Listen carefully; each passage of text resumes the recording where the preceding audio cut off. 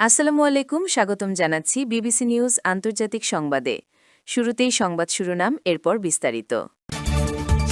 Iran যুদ্ধে খরচ $৩৫ billion, মার্কিন ক্ষেপণাস্ত্রের মজুদ তলানিতে। মার্কিন অবরোধের চেষ্টা ব্যর্থ, বন্দরে পৌঁছাল ইরানি জাহাজ।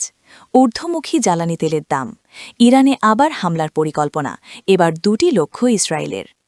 এখন বিস্তারিত। আপনি যদি ইসরায়েলের ধ্বংস চান এবং মুসলিমদের পাশে থাকেন, তাহলে ভিডিওতে লাইক করে চ্যানেলটি অবশ্যই সাবস্ক্রাইব করে দিবেন এবং আপনার মূল্যবান মতামত অবশ্যই কমেন্টে লিখে জানিয়ে দিবেন। ইরান যুদ্ধে খরচ $৩৫ বিলিয়ন, মার্কিন ক্ষেপণাস্ত্রের মজুদ তলানিতে। ইরান যুদ্ধে যুক্তরাষ্ট্রের অস্ত্রভাণ্ডারের টান লেগেছে ব্যাপকভাবে। ফেব্রুয়ারির শেষ দিকে যুদ্ধ শুরু হওয়ার পর থেকে মার্কিন সেনাবাহিনী প্রায় ১,১০০টি দূরপাল্লার স্টেলথ ক্রুজ ক্ষেপণাস্ত্র ব্যবহার করেছে। এই সংখ্যা মার্কিন মজুদের মোট পরিমাণের কাছাকাছি। ১,০০০-এরও বেশি টমাহক ক্রুজ ক্ষেপণাস্ত্র ছোড়া হয়েছে।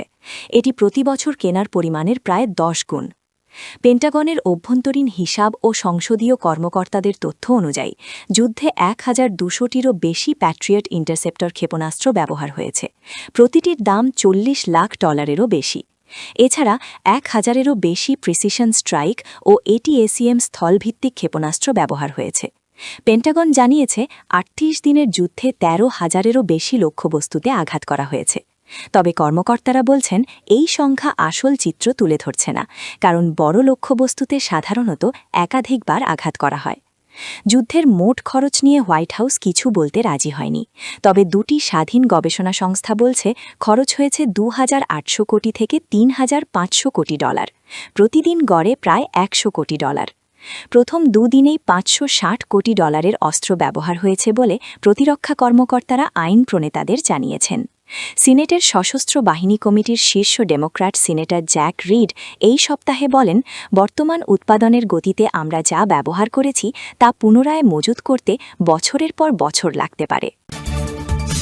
মার্কিন অবরোধের চেষ্টা ব্যর্থ, বন্দরে পৌঁছাল ইরানি জাহাজ। ওমান সাগরে যুক্তরাষ্ট্রের জব্দ করার চেষ্টা ব্যর্থ করে অবরুদ্ধ হরমুজ প্রণালী দিয়ে নিরাপদে বন্দরে পৌঁছেছে একটি ইরানের পণ্যবাহী জাহাজ। বৃহস্পতিবার ২৩ এপ্রিল দেশটির রাষ্ট্রীয় সংবাদ মাধ্যমের বরাতে এ তথ্য জানা গেছে। ইরানের আধা সরকারি সংবাদ সংস্থা ফার্স নিউজ জানিয়েছে, চালবাহী জাহাজটিকে পাহারা দিয়ে নিয়ে আসে ইরানের ইসলামী বিপ্লবী গার্ড বাহিনীর IRGC মম ইউনিট। মূলত মার্কিন বাহিনীর কবজা থেকে জাহাজটিকে রক্ষা করতে এই বিশেষ নিরাপত্তার ব্যবস্থা করা হয়। ঊর্ধ্বমুখী জ্বালানি তেলের দাম, মধ্যপ্রাচ্যের চলমান সংঘাত, জ্বালানি বাজারে নতুন করে উদ্বেগ তৈরি করায় শুক্রবার ২৪ এপ্রিল আন্তর্জাতিক বাজারে তেলের দাম বেড়েছে। বিশেষ করে হরমুজ প্রণালী বন্ধ থাকা এবং যুক্তরাষ্ট্র ও ইরানের পক্ষ থেকে জাহাজ জব্দের ঘটনায় পরিস্থিতি আরও জটিল হয়ে উঠেছে। আন্তর্জাতিক মানদণ্ড ব্রেন্ট ক্রুডের দাম ১.২৫% বেশি বেড়ে ব্যারেল প্রতি $১০৫.৩৮ পৌঁছেছে। অন্যদিকে যুক্তরাষ্ট্রের West Texas intermediate WTI futures ১.১৪% বেড়ে দাঁড়িয়েছে ব্যারেল প্রতি $৯৬.৯৬। ইরানে আবার হামলার পরিকল্পনা, এবার ২টি লক্ষ্য ইসরায়েলের। ইসরায়েলের প্রতিরক্ষামন্ত্রী ইসরায়েল কাজ বলেছেন, ইরানের বিরুদ্ধে যুদ্ধ আবার শুরু করতে ইসরায়েল প্রস্তুত। একটি নিরাপত্তা মূল্যায়ন সভায় তিনি এই কথা বলেছেন। কাজ বলেন, ইসরায়েল ইরানের বিরুদ্ধে যুদ্ধ পুনরায় শুরু করতে প্রস্তুত।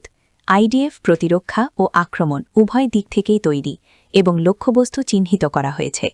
কাজ জানান, এবার হামলা করলে ২টি লক্ষ্য নিয়ে কাজ করবে ইসরায়েল। তিনি জানান, ইসরায়েল যুক্তরাষ্ট্রের সবুজ সংকেতের অপেক্ষায় আছে। এই সংকেত পেলে প্রথমে খামেনি বংশের অবশিষ্টদের নির্মূল করা হবে। খামেনিরা ইসরায়েলকে ধ্বংস করতে পরিকল্পনা করছে। কাজ আরও বলেন, এছাড়া ইরানের কেন্দ্রীয় জ্বালানি ও বিদ্যুৎ কেন্দ্র উড়িয়ে দিয়ে দেশটিকে অন্ধকার যুগে ফিরিয়ে দেওয়া এবং জাতীয় অর্থনৈতিক অবকাঠামো গুঁড়িয়ে দেওয়ার পরিকল্পনাও রয়েছে। কাজ জানান, এবারের হামলা অতীতের সব রেকর্ডকে ছাড়িয়ে যাবে। তিনি বলেন, এবারের হামলা হবে আগের চেয়ে আলাদা ও মারাত্মক। ইরানের সন্ত্রাসী শাসন ব্যবস্থা এ পর্যন্ত যে বিশাল আঘাত পেয়েছে, সে ভয়াবহতাও ছাপিয়ে যাবে এবার। সবচেয়ে গুরুত্বপূর্ণ জায়গায় ধ্বংসাত্মক আঘাত করা হবে। এই হামলা তাদের ভিত্তি কাঁপিয়ে দেবে এবং ভেঙে ফেলবে।